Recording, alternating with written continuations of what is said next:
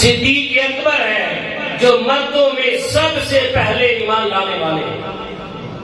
جب آقا نے تبلیغ کی تو سب سے پہلے ایمان مردوں میں سیدنا صدیق اکبر رضی اللہ تعالی عنہ لے کر آئے۔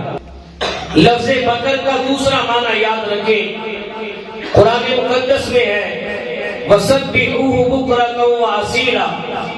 بُكْرَةً اس کا معنی ہوتا ہے صبح سویرے، اصیل کا معنی شام کو۔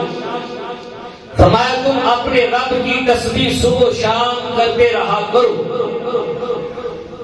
جب مؤذن رات کے اندھیرے میں اٹھتا ہے اور اذان فجر کہتا ہے، مؤذن کی اذان فجر کو سننے کے بعد جو بندہ سب سے پہلے اپنے بستر سے بیدار ہوتا ہے، جو سب سے پہلے جاگتا ہے، اسے عربی میں بکر کہا جاتا ہے۔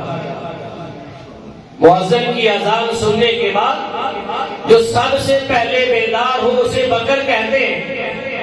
جب تاجدار کائنات نے عرب کے کفرستان کے اندر اس آلودہ ماحول کے اندر آ کر میرے آقا نے غیروں کے جرمٹ کے اندر جب رب کی توحید کی سب سے پہلی اذان دی، جس کی آواز پوری کائنات میں گونجی، اور اذان مصطفیٰ پر جس ہستی کی آنکھ سب سے پہلے کھلی اس کا نام ابو بکر ہے۔